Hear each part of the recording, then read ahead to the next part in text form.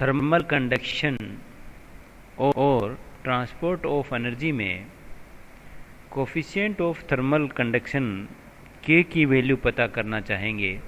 यहाँ एक गैस जो है उसके डिफरेंट लेयर Mn, Ab और Cd कंसिडर कर रहे हैं।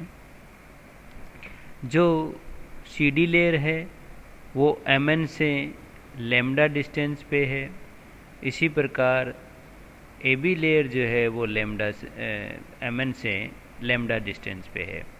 यहाँ लैम्डा जो है वो मीन फ्री पाथ है, गैस के मॉलिक्यूल के लिए मीन फ्री पाथ है। हम यहाँ यह भी कंसिडर कर रहे हैं कि जो Mn लेयर पे मॉलिक्यूल्स है उनके कंपैरिजन में उनसे जो ऊपर के मॉलिक्यूल्स हैं या ऊपर की जो लेयर्स हैं जैसे Cd हैं, उन मॉलिक्यूल्स की एनर्जी ज़्यादा है, और Mn लेयर के जो नीचे की लेयर हैं जैसे Ab है, उनमें जो मॉलिक्यूल स्थित है उनकी जो एनर्जी है वो कम है। इस प्रकार जब मॉलिक्यूल Cd लेयर से Mn लेयर की ओर ट्रांसपोर्ट होंगे तो Mn लेयर पे मॉलिक्यूल्स की एनर्जी बढ़ जाएगी, और जो Ab लेयर है उससे Mn की ओर अपवर्ड डायरेक्शन में मूव करेंगे जो मॉलिक्यूल, उनकी वजह से जो एनर्जी है वो Mn लेयर की कम हो जाएगी। इस प्रकार Cd लेयर से जब मॉलिक्यूल Mn लेयर की ओर आएंगे या फिर Ab लेयर से जब मॉलिक्यूल Mn लेयर की ओर ट्रांसपोर्ट होंगे तो उस सिचुएशन में जो है वो Mn लेयर की टेम्परेचर में जो है वो चेंज आ जाएगा, और ये जो फिनोमिना है इसको हम थर्मल कंडक्शन कहते हैं, और इसमें जो है वो एनर्जी का ट्रांसपोर्टेशन होता है। इसलिए अपने इस फिनोमिना को ट्रांसपोर्ट ऑफ एनर्जी भी कह देते हैं।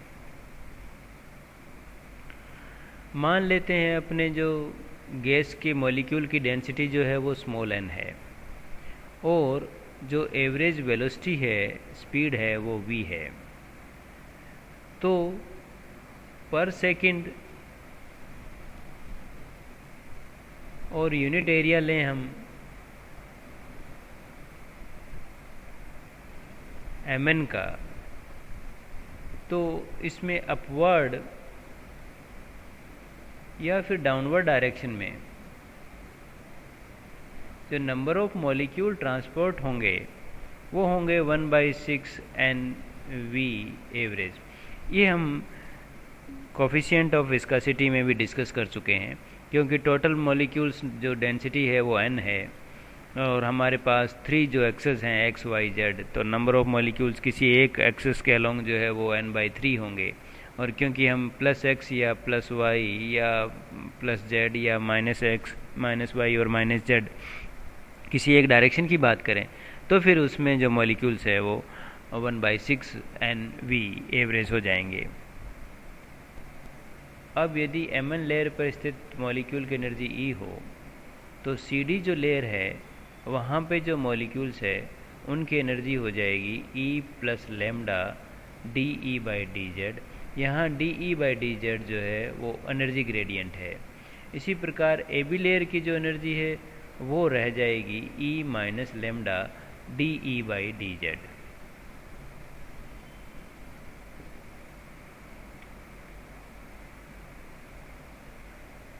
तो जब मॉलिक्यूल Cd लेयर से Mn की ओर ट्रांसपोर्ट होंगे तो उनकी वजह से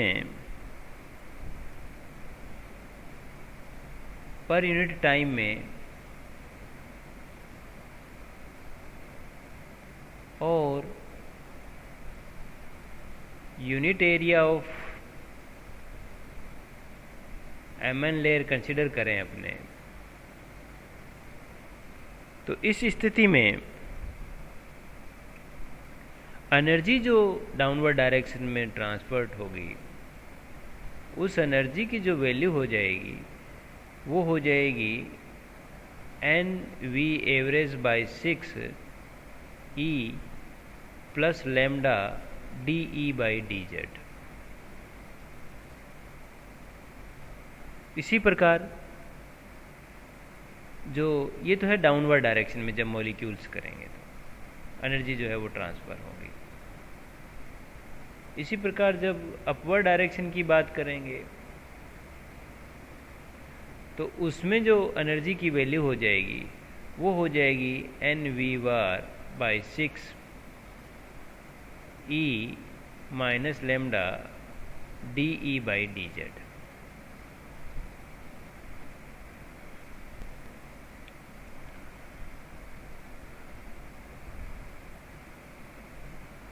तो इस प्रकार हम कह सकते हैं कि जो नेट एनर्जी ट्रांसफ़र होगी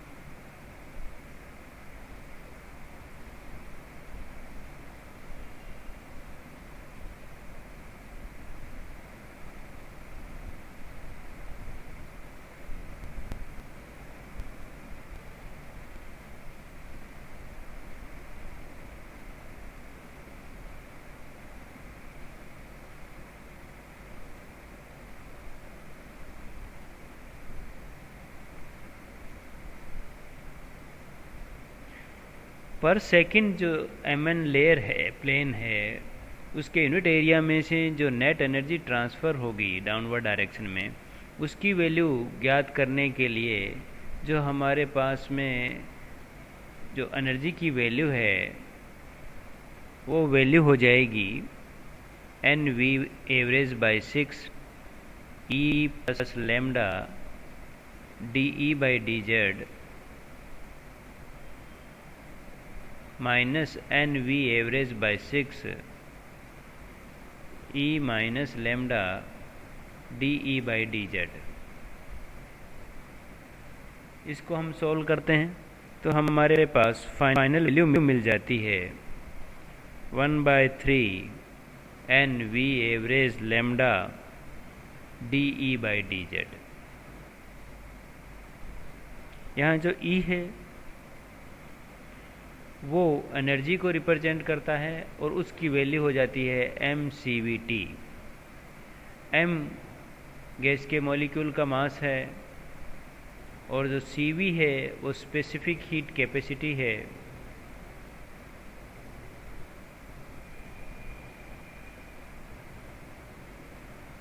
eight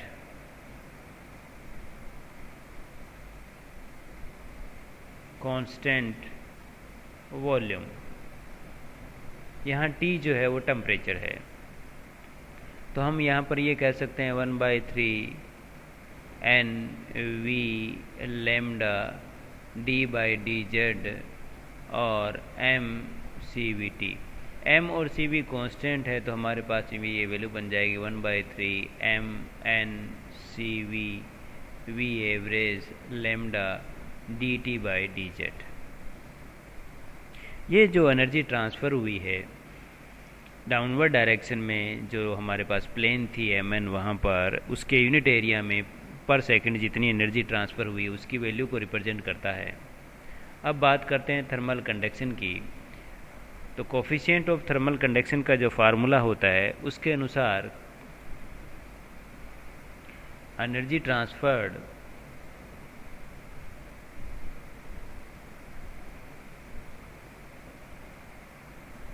in unit area in unit time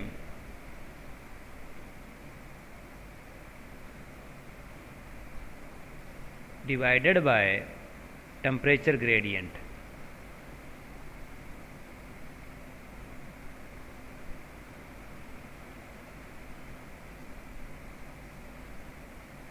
तो यहाँ पर वैल्यू पुट करने के बाद यदि हम इसको सोल्व करें